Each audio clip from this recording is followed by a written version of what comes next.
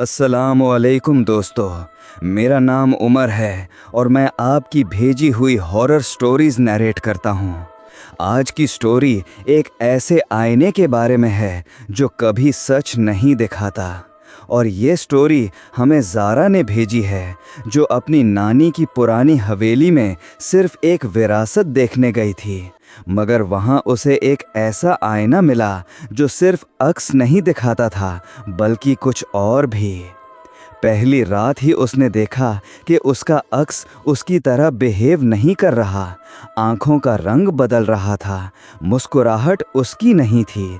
और फिर एक पल ऐसा आया जब आईने के अंदर वाली ज़ारा उसकी तरफ आगे बढ़ने लगी, जैसे वो बाहर आना चाहती हो। सवाल ये है, अगर तुम्हारा अक्स तुम्हारी जगह लेना चाहे तो क्या तुम उसे रोक पाओगे या खुद उस आईने के अंदर कैद हो जाओगे? वो आईना पहली बार ज़ारा को अपनी नानी की पुरानी हवेली में मिला था। एक ऐसी हवेली जो लाहौर के एक गुमनाम मोहल्ले में खड़ी थी और जिसके बारे में मोहल्ले वाले आपस में सिर्फ फुसफुसा के बात करते थे, कभी ऊंची आवाज़ में नहीं, जैसे ऊंची आवाज़ में बोलने से कुछ बुरा हो जाएगा।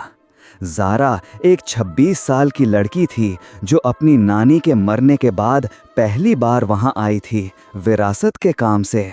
वो कराची में रहती थी और ये सफ़र उसने अकेले किया था क्योंकि उसके घर वाले आने को तैयार नहीं हुए थे। अम्मा ने कहा था कि उस हवेली में जाना ज़रूरी नहीं, वो चीज़ जो चाहिए वो किसी वकील के ज़रिए भी हो सकती है। मगर ज़ारा ने सोच लिया था कि एक बार जाके खुद देखेगी और फिर फैसला करेगी कि हवेली बेचनी है या रखनी है। हवेली में दाखिल होते ही पहला एहसास ये हुआ कि ये जगह बहुत बड़ी है और बहुत खामोश है। एक ऐसी खामोशी जो सिर्फ पुरानी इमारतों में होती है, जैसे दीवारों ने सालों की आवाज़ें अपने अंदर जमा कर रखी हों। नानी के एक पुराने मुलाजिम चचा बशीर ने दरवाज़ा खोला था।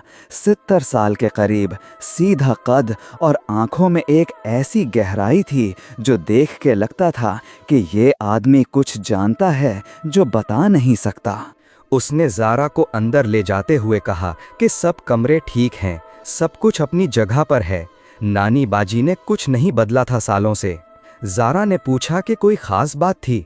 चचा बशीर ने एक पल रुका, जैसे कुछ बोलने वाला था, फिर बोला कि नहीं, कोई बात नहीं, और वो चला गया। ज़ारा ने हवेली देखनी शुरू की। नीचे के कमरे, डाइनिंग हॉल, बैठक, रसोई, सब कुछ पुराना मगर महफूज था।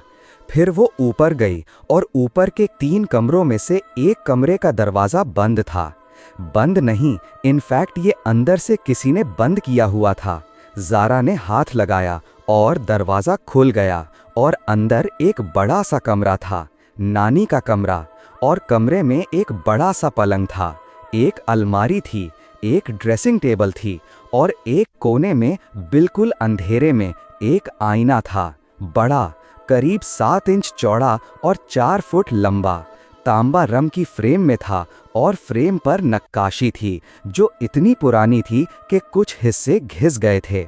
ज़ारा ने आईने के पास जाके अपना अक्स देखा और पहला एहसास नॉर्मल था, अक्स था, अपना चेहरा था। मगर एक पल बाद ज़ारा को कुछ अजीब लगा। अक्स में कमरा था जो आईना दिखा रहा था, मगर कमरे का जो कोना था जहां दरवाज़ा था वो थोड़ा अलग था। दरवाज़ा अक्स में सीधा था, मगर ज़ारा को याद था कि कमरे का दरवाज़ा थोड़ा तिरछा था। पुरानी बिल्डिंग थी, दीवारें बिल्कुल सीधी नहीं थी, मगर आईने में दरवाज़ा बिल्कुल सीधा था। ज़ारा ने सोचा कि शायद आईने की ग्लास में कोई कमी है, पुराना आईना है, और वो वहाँ से चली गई। रात को चचा बशीर के जाने के बाद ज़ारा अकेली थी हवेली में और उसने नानी के कमरे में सोना डिसाइड किया, क्योंकि बाकी सब कमरों में चादरें बिछी नहीं थीं और नानी के कमरे में सब कुछ तैयार था। रात के खाने के बाद वो कमरे में आई और कपड़े बदलते वक्त आईने से उसकी नज़र मिली।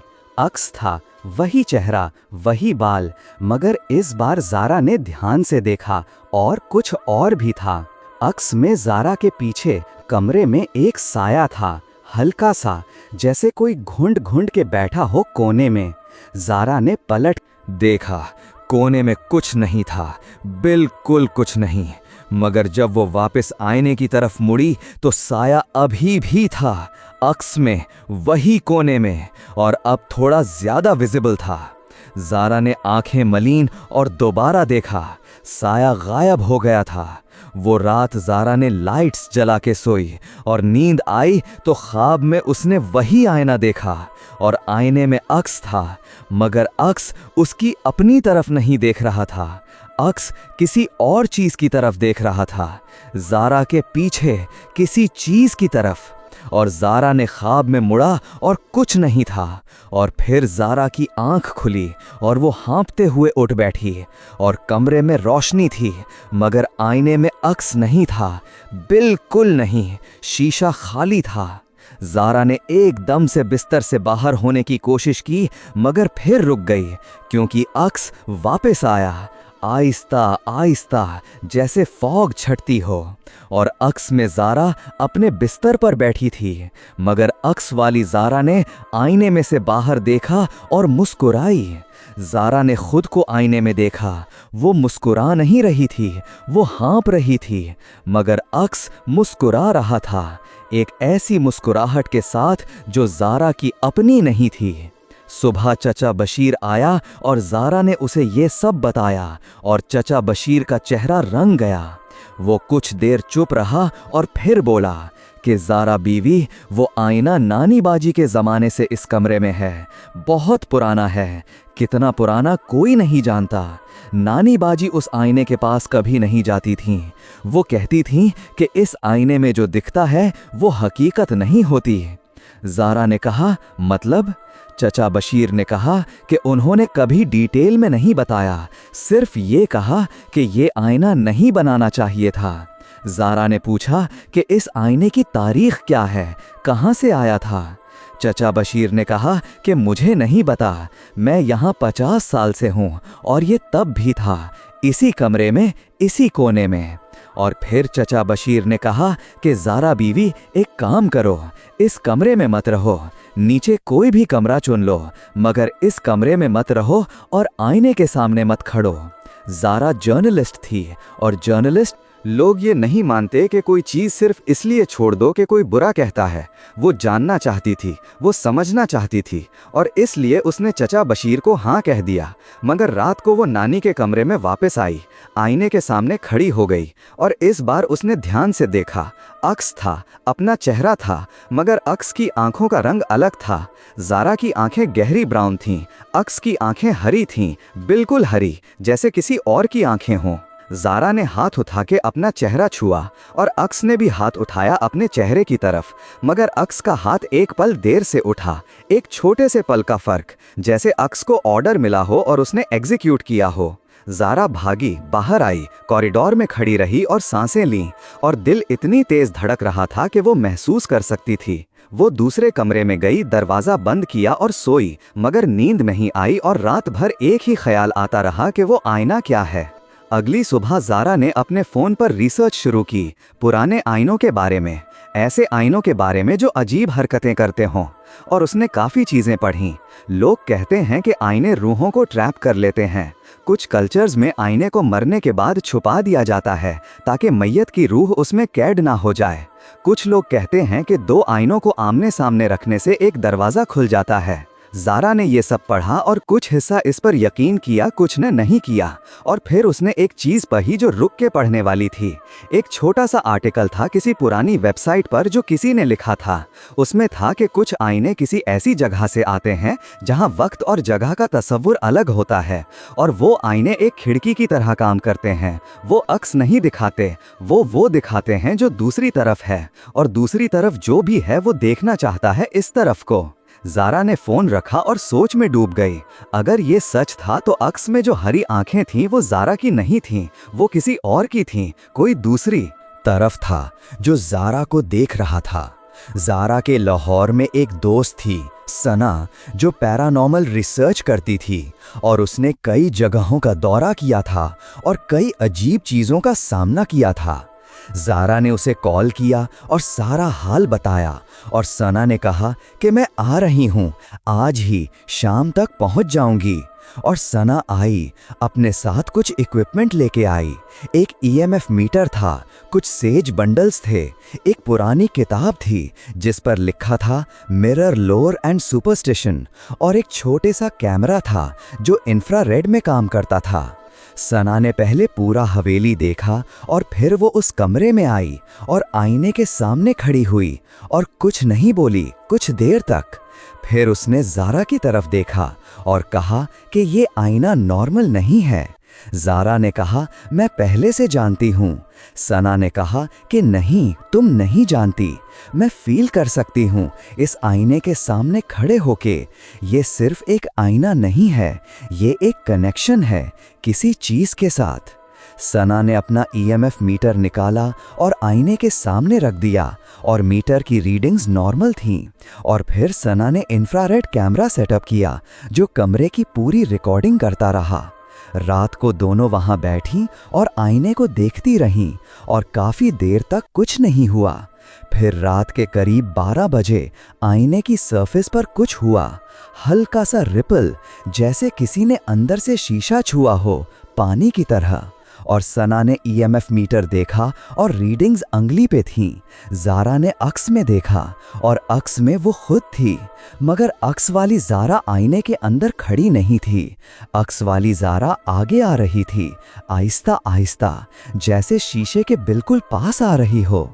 और ज़ारा ने अपने पाँव का एहसास किया कि वो अपनी जगह पर खड़ी है, वो आगे नहीं गई, मगर अक्स आगे आ रहा था।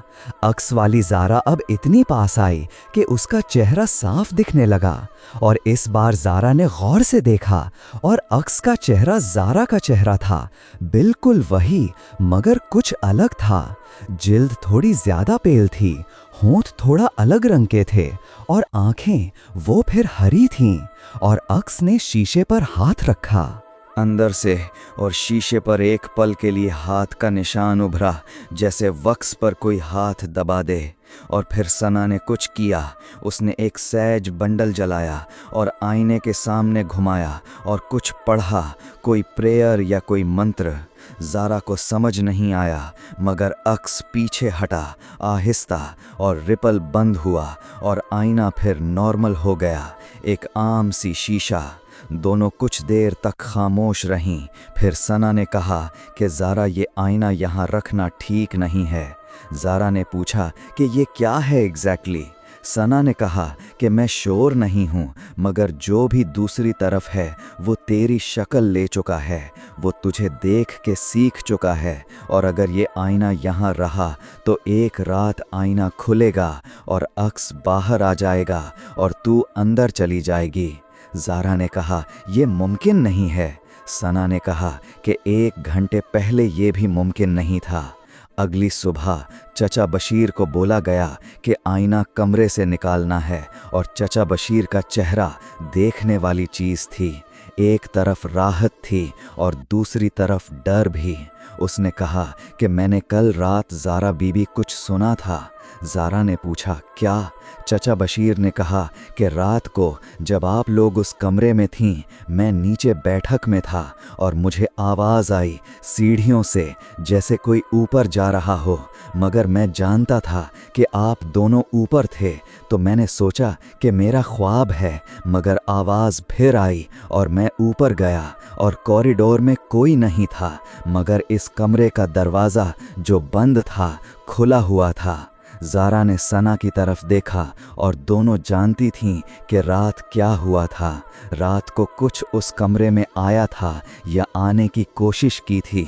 चचा बशीर ने 2 नौजवान मजदूर बुलवाए और उन्होंने आईना उठा के बाहर की तरफ ले जाना चाहा, मगर पहले कदम पर ही दोनों मजदूरों ने हाथ छोड़ दिए, क्योंकि दोनों ने कहा कि हाथ में कुछ लगा, जैसे आईने ने हाथ पकड़ लिया हो।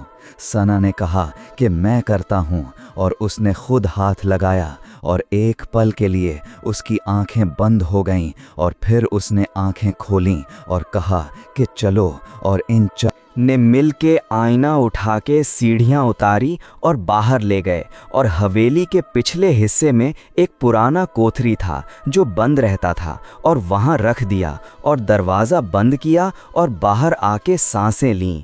दोपहर को ज़ारा उस कमरे में आई जहाँ से आईना गया था और कमरा खाली लगता था।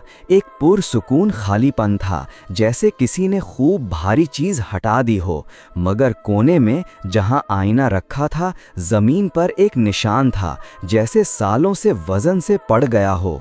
और उस निशान के करीब ज़ारा ने झुक के देखा तो एक छोटी सी चीज़ थी, शीशे का एक टुकड़ा, छोटा सा, किसी नाखून से भी छोटा। और ज़ारा ने हाथ बढ़ाया। सना ने पीछे से कहा मत छूना, मगर ज़ारा ने छूना था और शीशे के उस छोटे टुकड़े में ज़ारा ने अपना अक्स देखा और अक्स ने मुस्कुराया और ज़ारा ने वो टुकड़ा फेंक दिया और एक ज़ोर की आहट आई और शीशे का टुकड़ा एक कोने में जाके बिखरा। उस रात ज़ारा ने हवेली से बाहर होते हुए कहा कि वो ये हवेली सेल करेगी। सना ने कहा कि आईना भी, और ज़ारा ने कहा कि आईना किसी को नहीं दूंगा, आईना ज़मीन में दबा दूंगा। और सना ने कहा कि ये भी काफ़ी नहीं होगा। ज़ारा ने पूछा फिर क्या करूं? सना ने कहा कि मैं एक चीज़ जानती हूं, जब कोई आईना तोड़ दिया जाता है तो जो चीज़ उसमें कैद होती है या जो कनेक्शन होता है वो टूट जाता है। मगर इन आईनों को तोड़ने में ख़तरा होता है, क्योंकि तोड़ते वक्त एक लम्हा ऐसा होता है जब कनेक्शन खुलता है, और अगर वो लम्हा सही से हैंडल नहीं किया गया तो जो दूसरी तरफ है वो इस तरफ आ सकता है। ज़ारा ने कहा तो क्या करें? सना ने कहा कि मैं जानती हूँ, एक बंदा जो ये काम करता है वो ऐसी चीज़ें न्यूट्रलाइज करता है, उसे बुलाना पड़ेगा। और वो बंदा आया। 3 दिन बाद एक बूढ़ा आदमी था, 60 साल से ऊपर, छोटा कद, सफ़ेद दाढ़ी, आंखों में एक ऐसी शिद्दत थी जो बोलने से पहले ही ज़्यादा कुछ कह देती थी। उसने कोठरी में रखे आईने को देखा और कुछ नहीं बोला काफ़ी देर तक। फिर बोला कि ये आईना बहुत पुराना है, इसमें जो है वो सालों से है। ज़ारा ने पूछा कि वो क्या है एग्जैक्टली। बुढ़े ने कहा कि इंसान के ज़िंदगी में कुछ लफ्ज़ें ऐसे होते हैं जो सीधा जवाब नहीं दे सकते। सिर्फ ये जानो कि जो इसमें है वो तुमसे मिलना चाहता है। वो बहुत देर से इस आईने के अंदर खड़ा है और एक रास्ते की तलाश में है। ज़ारा ने कहा और क्या वो रास्ते उसके ज़रिए हैं? बुढ़े ने कहा हाँ, तुम जैसी शक्ल है इसकी। ये एक इत्तेफाक नहीं है कि ये आईना इस हवेली में था और तुम इस हवेली में आई। ये आईना किसी को ढूंढ रहा था। वो ज़ारा नानी की नस्ल से थी और जो कुछ भी उस आईने में था वो इस ख़ानदान की किसी खातून से ताल्लुक़ रखता था। ज़ारा का दिल ज़ोर ज़ोर से धड़का। उसने पूछा कि कौन था वो? बुढ़े ने कहा कि मैं नहीं जानता, सिर्फ ये जानता हूँ कि तोड़ देते हैं। और उन्होंने आईना तोड़ा एक ख़ास तरीक़े से। पहले उसके चारों तरफ एक दायरा बनाया, फिर कुछ पढ़ा, फिर एक ज़रब से शीशा टूट गया और टूटते वक्त एक आहट आई जो नॉर्मल शीशे के टूटने की नहीं थी। वो आहट ज़्यादा गहरी थी, ज़्यादा पुरदर्द, जैसे कुछ टूट रहा हो जो सिर्फ शीशा नहीं था। और एक लम्हे के लिए, सिर्फ एक पल के लिए ज़ारा को लगा कि कमरे में कोई और भी है। वो देख नहीं सकती थी मगर फ़ील कर सकती थी एक मौजूदगी। और फिर वो चली गई, बिल्कुल छू के जैसे।